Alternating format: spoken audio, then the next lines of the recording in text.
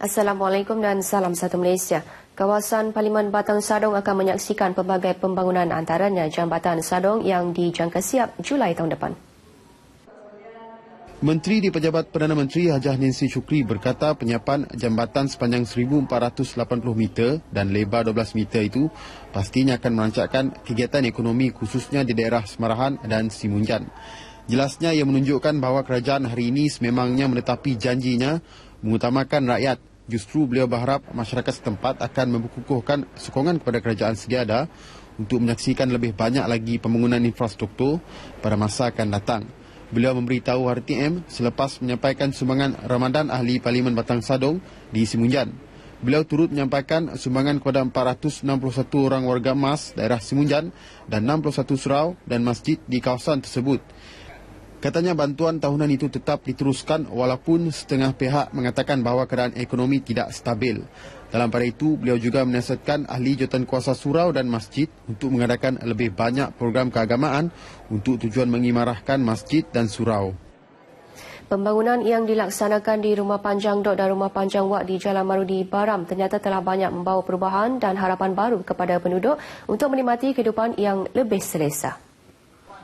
Menteri Muda Perhubungan Datuk Lee Kim Shin berkata pembangunan ini telah meningkatkan taraf hidup penduduk dalam pelbagai aspek. Ini termasuk wujudnya kemudahan bekalan elektrik dan pembinaan jalan betar lebih 10 km dari jalan utama Miri Bintulu menuju kedua-dua buah rumah panjang berkenaan sejak tahun 2013. Kerana ini adalah satu projek ya bukan berhenti di sini saya kerana di antara satu projek yang besar. Ya, yang juga menyambung ke kawasan sampai ke Merudi. Beliau berkata demikian pada Majlis Ngiling Tikai sempena program membara gawai Dayak di Rumah Panjang Dok Anak Kiai dan Rumah Panjang Wak Anak Ngayak, Jalan Merudi, Baram di Miri. Katanya kawasan berkenaan telah melalui pelbagai perubahan dan transformasi yang ketara dalam masa beberapa tahun hasil usaha kerajaan.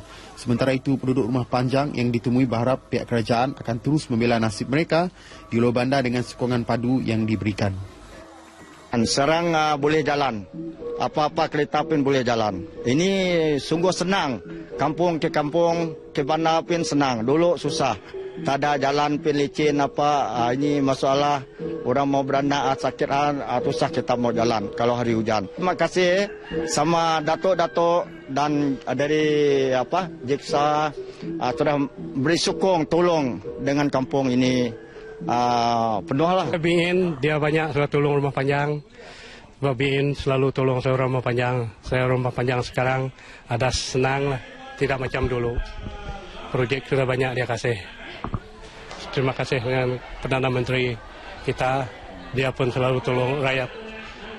Saya orang harap BIN menang. Yang di Pertuan Negeri Tun Pehin Sri Abdul Taib Mahmud semalam berbuka puasa bersama warga pemerintahan Medan Timur Tentera Darat di Kamp Penrisen, Kuching. Tun Pehin Sri Taib turut menunaikan solat isyak dan sunat tarawih bersama kira-kira 800 orang jemaah di Masjid Solahuddin RIUB. Pada majlis tersebut, Tuan Yang Terutama turut menyampaikan sumbangan kepada 20 anak yatim, 18 saudara baharu dan 4 orang balu. Turut hadir Panglima Medan Timur Tentera Darat Jeneral Datuk Zaki Mokhtar, Panglima 1 Division Datuk Steven Munau, Menteri Perumahan Sarawak Datuk Amar Abang Johari Tun Openg dan Adun Muara Tuang Datuk Seri Muhammad Ali Mahmud. Sarawak cukup terkenal dengan kepelbagaian makanan tempatan kerana mempunyai masyarakat majmuk terdiri daripada pelbagai etnik. Juadah makanan tempatan ini kadangkala mudah dijumpai manakala sebahagiannya pula bermusim. Sempena bulan Ramadan, kru RTM berkesempatan menjengah ke kediaman seorang pengusaha kuih tempatan Fatimah Awang Husaini, 69 tahun dari kampung nombor 5 Jalan Datuk Haji Babul, Kuching untuk mendalami cara-cara pembuatan kuih bongkol. Wartawan Syarikin Bahrain ada laporannya. Kuih tradisi ini yang diwarisi sejak turun-temurun oleh masyarakat Melayu Sarawak kabarnya telah dihidang sejak zaman Perang Dunia Pertama lagi. Keunikannya terletak pada rasa, aroma dan teksturnya kerana mempunyai keenakan serta keasliannya yang sendiri.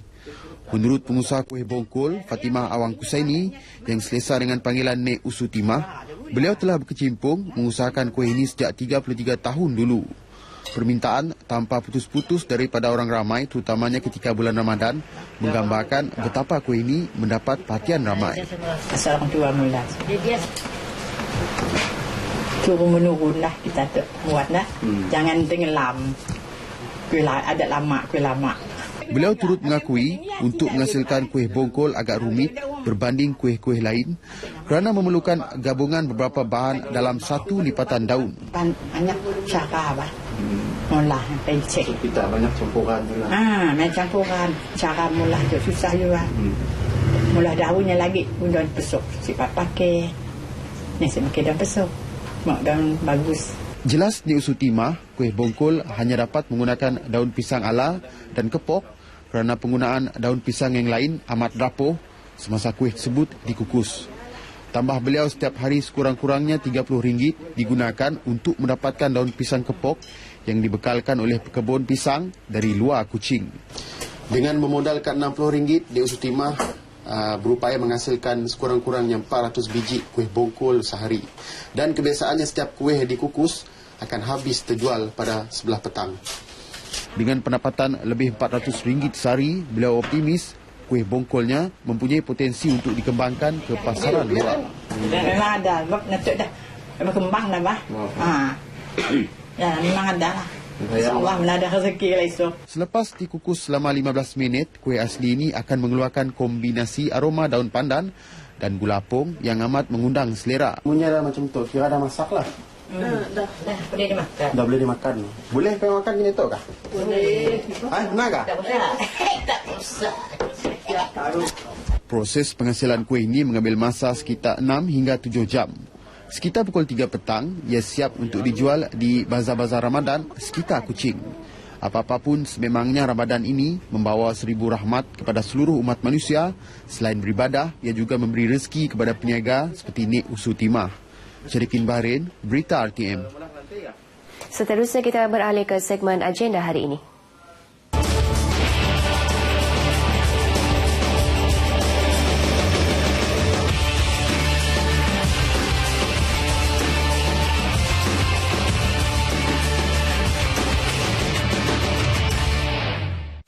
Antara liputan acara dalam agenda hari ini, Majlis Penyerahan Sumbangan Derma Ramadan kepada pelajar-pelajar yatim dan kurang mampu di SMK Agama Matang Kuching oleh Setiausaha Kehormat Lembaga Amanah Kebajikan Masjid Negeri Sarawak, Tan Sri Dato' Amar Haji Bujang Muhammad Noor pada 9.30 pagi. Sementara itu, pada 3.30 petang, Menteri Kebajikan Wanita dan Pembangunan Keluarga Sarawak, Datuk Hajah Fatimah Abdullah, menghadiri temujanji bersama STEM Education dan seterusnya menerima kunjungan daripada Special Olympics Sarawak Malaysia Contingent to World Summer Game LA USA di bangunan Baitul Makmur Petrajaya Kuching. Terus mendapat liputan yang di-Pertua Hikmah Tan Sri Dato' Amar Haji Abdul Aziz Dato' Haji Hussein menghadiri penyampaian sumbangan sempena program Safari Ramadan Hikmah 2015 di Masjid Al-Amin, Kampung Kuala Tatau, Bintulu pada 6 petang. Demikian antara liputan acara dalam agenda hari ini. Dengan itu, sekian Sarawak Semasa. Dan untuk berita seterusnya, kita kembali ke Angkasa Puri bersama Nur Afni. Silakan.